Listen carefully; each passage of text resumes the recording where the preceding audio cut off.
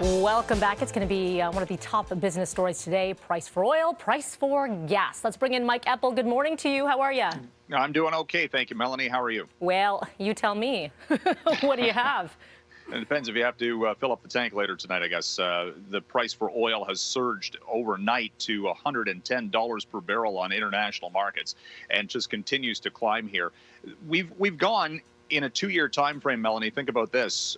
2 years ago this month, you could not give oil away. Remember, it was below $0 per barrel. And in short order now, we're at these multi-year highs. And now traders are saying oil at any price, which just means it's going to keep going up, because even though sanctions have not been specifically imposed on Russian energy exports, there's almost a self-imposed boycott by energy traders of Russian oil production. Sure, they've got the contracts, but they're not selling them. They can't specifically sell them at a price that they want. So you've got a de facto supply shortage underway here, because nobody wants to touch Russian oil right now. And some countries, including Canada, have banned Russian oil imports. Wasn't a major factor. It hasn't been done since 2019. Nevertheless, the global energy market is constrained. We'll hear from OPEC.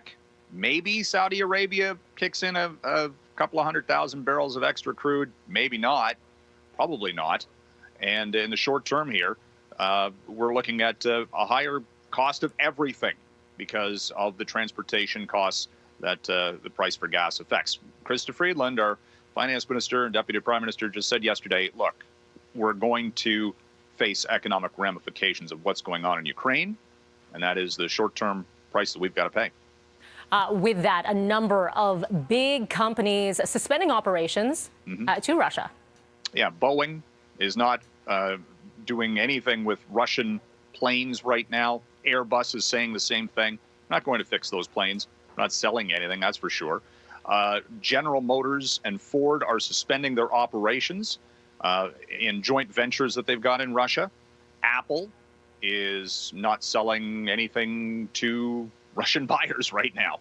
They're just shutting things down there as well. So Vladimir Putin has been hit on all sides from economic levers, whether it is cutting off, the banking industry, or now the manufactured goods. It's a wide-ranging and global effort. A lot of Canadian companies are saying we're not doing any business with Russia, and that's from an investment standpoint either. There are some Canadian mining companies, for example, that have operations in Russia, and they're being shunned right now on the markets. So it is definitely a global effort to hit Russia on an economic basis. Mike, today was circled in the calendar as a big business day. We are expecting an announcement from the Bank of Canada, interest rate hike. It's been some time. Yeah, 2018 was the last time the interest rates actually went up at the Bank of Canada. It was 2 years ago this week, actually, that the Bank of Canada started cutting interest rates at the onset of the COVID-19 pandemic.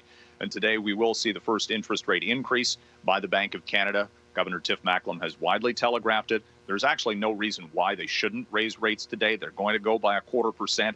That will affect borrowing costs for variable rate mortgages, home equity lines of credit, but it's not enough that you'd say, oh, you better not because of what's going on in Ukraine right now. The Bank of Canada's statement will mention the risk of war and economics tied to that. But today we will see interest rates going up, and they can always cut them again if necessary, and let's hope they don't have to.